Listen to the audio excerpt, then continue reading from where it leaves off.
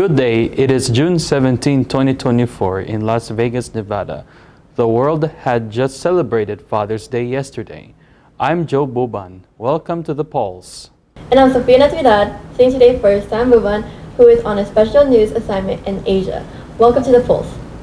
The Republican-controlled House of Representatives voted on a resolution to hold U.S. Attorney General Merrick Garland in contempt of Congress, in a vote that was along party lines.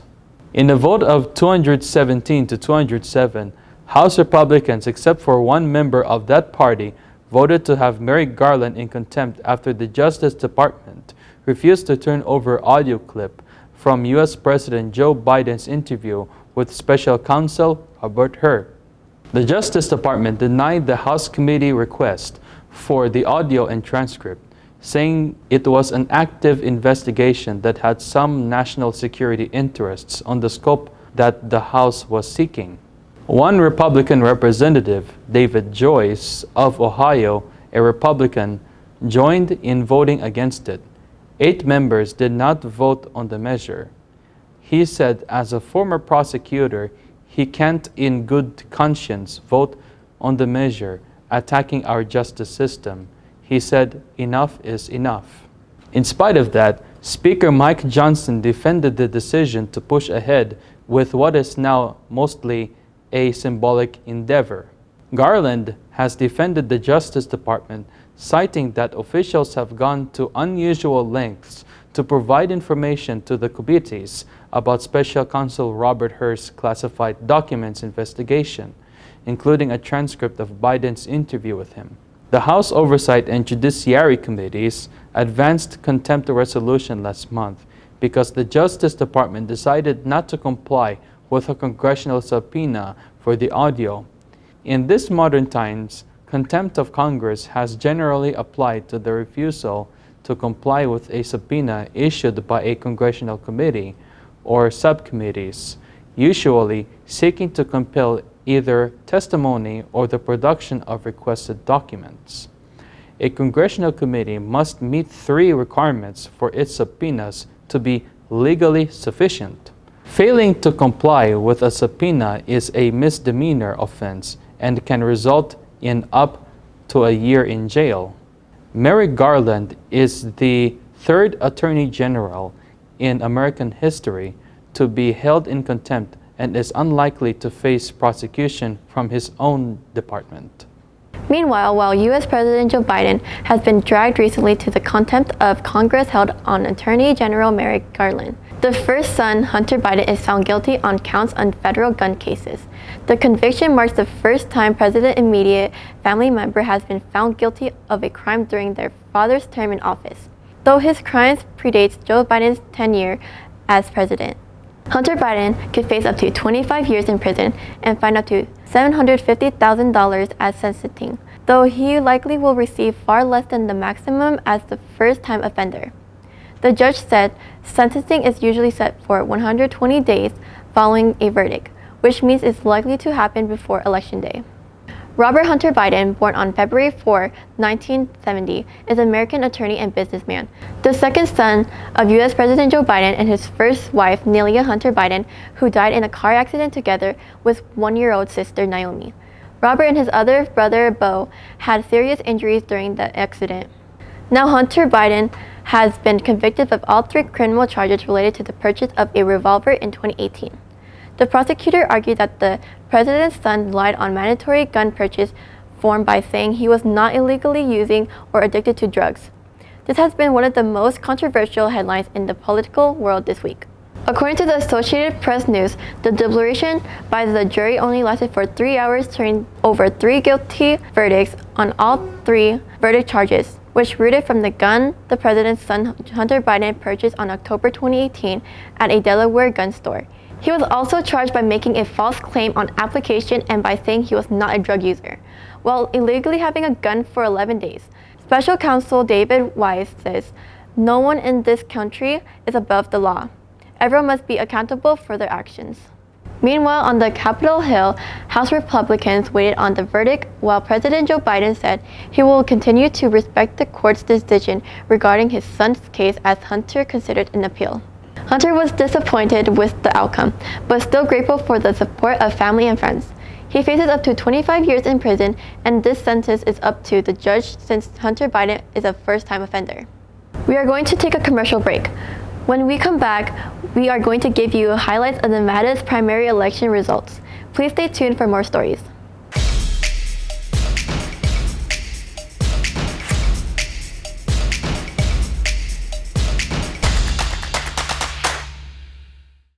Pure Medical Equipment provides top-notch quality medical supply equipment. Whether to rent or buy, Pure Medical Equipment and Supplies has it all. Pure Medical Equipment is committed to serve and give back to Southern Nevada. We deliver medical supplies and rentals to your door.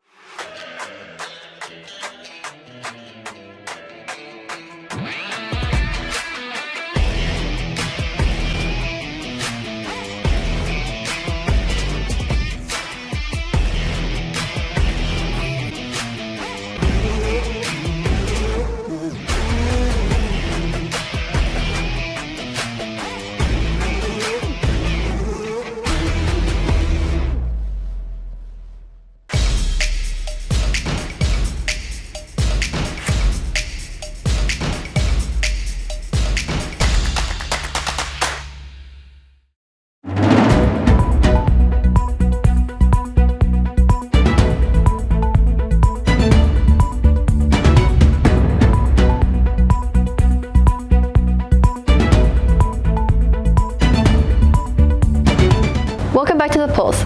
We are going to our international news segment before we give you the Nevada primary election results. A Russian naval force, including a frigate and nuclear-powered submarine, lands in Cuba, according to Al Jazeera. Russia's Admiral Gorshkov frigate and nuclear-powered submarine Kazan, accompanied by a tugboat and a fuel ship, have landed in Cuba on a 5-day tour viewed as a show of force by Moscow, in the wake of escalating tensions over its invasion of Ukraine. Curious outlookers, fishermen, and police gathering along Havana's Malecon Oceanfront Avenue to welcome the fleet as it enters the city harbor on Wednesday. Cuba, a longtime Russian friend, hailed the warship arrive with a 21-gun salute, as Russian diplomats waved little Russian flags and took photographs in the front of harbor's historic strongholds. While en route to Cuba, the 4 Russian boats practiced high-precision missile weapons in the Atlantic. The Russian Ministry of Defense stated that the submarine and frigate are equipped with Zircon hyperspeed missiles, Caliber cruise missiles, and Onyx anti-ship missiles.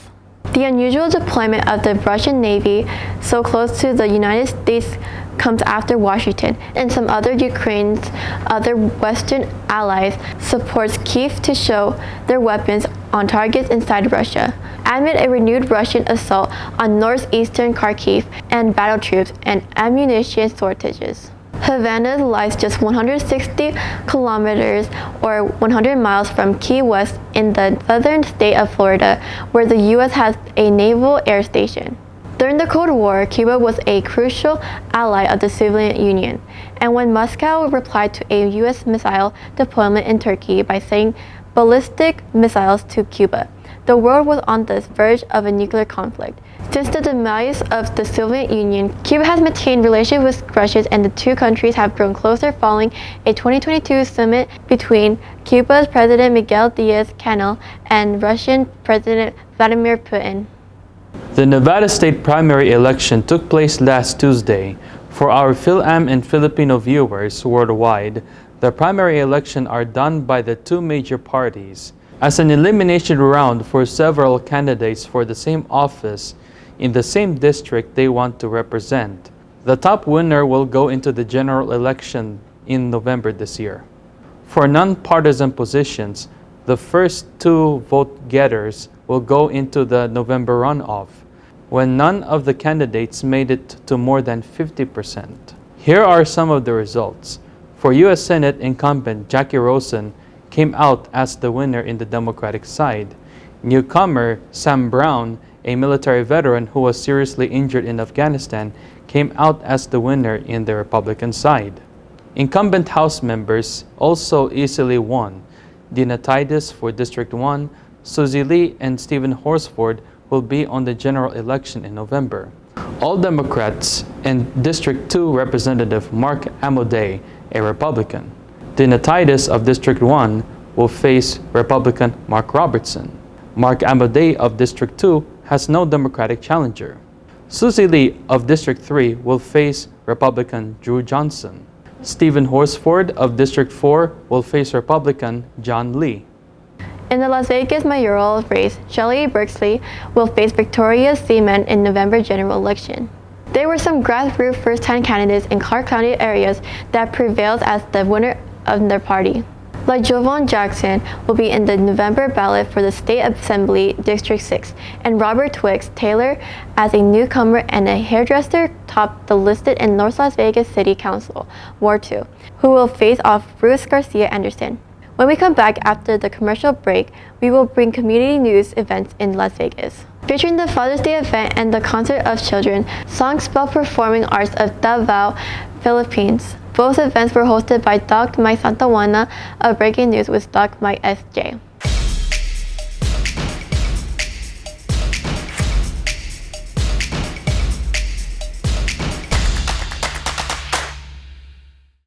Pure Medical Equipment provides top-notch quality medical supply equipment. Whether to rent or buy, Pure Medical Equipment and Supplies has it all. Pure Medical Equipment is committed to serve and give back to Southern Nevada. We deliver medical supplies and rentals to your door.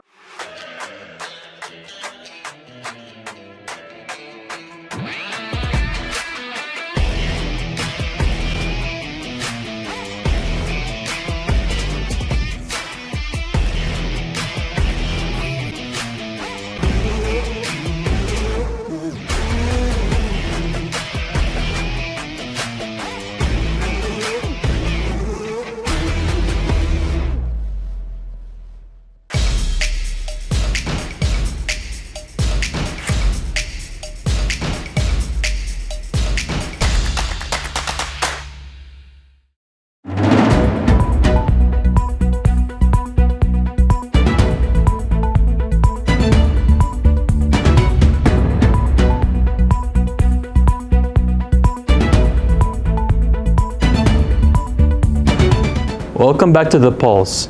Here are some of our coverage at the Father's Day event. Some of the awardees who had been at our studios is the Reverend Pastor Josh Boyd of Life Christian Church near Southern Highlands and Judge Joseph Cicinto of the Las Vegas Justice Court. On your screen are the list of the awardees.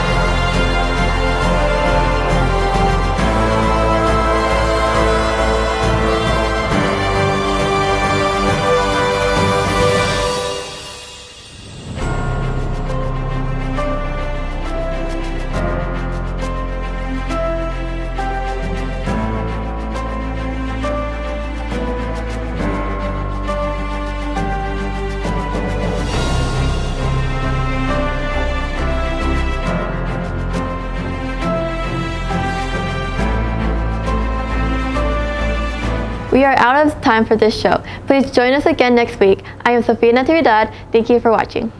And I'm Joe Buban. Thank you for watching this week's edition of The Pulse. God bless your week.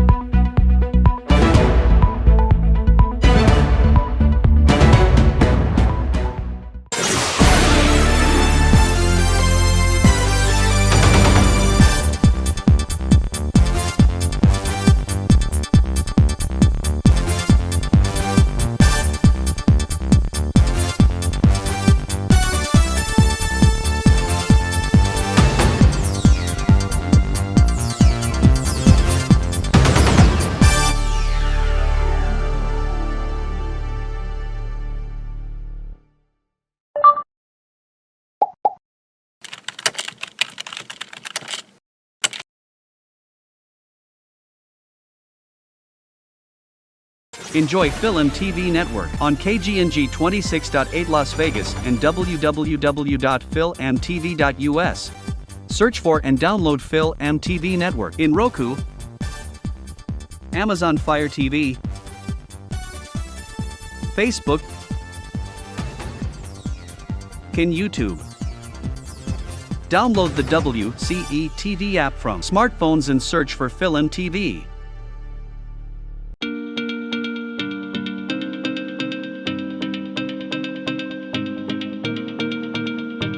We use headphones as a part of our everyday lives. Whether we're at work, getting exercise, meditating, in transit, studying, practicing, or relaxing. Hi, I'm Ryan Sway, the founder of Aircom. I would like to introduce the world's first wireless airflow audio earbuds. As a festival and a concert junkie, I really enjoy the live experience of being there and feeling the music. When we started developing Airflow, our goal was to reproduce that live experience using earbuds. The problem with traditional headphones is that the speakers are located inside of the earpiece, literally giving you centimeters before the audio hits your eardrum. What Aircom is doing, they're the first company to actually address the fact that there needs to be a space involved associated with having the sound waves expand fully. The difference between traditional headphones and Aircom audio is that the air tube gives you 8 times more space, allowing the sound waves to fully develop before they actually hit your eardrums. And this gives it a much more live, natural sound, just like in a recording studio. It's real nice that someone actually addressed the physics associated with how sound comes out. The challenge we had was to create an earbud with enough airspace for the sound to fully develop and breathe. Unfortunately, traditional earbuds are about the size of a jelly bean, and there's just not enough airspace. However, that changed when we developed Airflow Audio. Airflow uses an air tube to deliver 6 to 8 times more airspace than traditional earbuds. The end result is a true live listening experience, just like you're at a festival or a concert. We also added magnets to the back of the earpieces so you can wear it around your neck when you're not using it. Being that the drivers are 8 inches from the earpiece, the magnets do not affect the integrity of the sound at all. The orange line represents the frequency transmitting through the wire to the speaker, which then converts to the blue sound wave that develops more as it travels up the air tube, producing a balanced, full body and live listening experience. Another really cool feature is that these earbuds are sweat-proof and water-resistant because they're coated with a super hydrophobic nanotechnology. So now you can be on a skateboard or riding a motorcycle and listen to music as if you were watching a live show or actually in a recording studio. We're coming to you for help in bringing these unparalleled earbuds to market.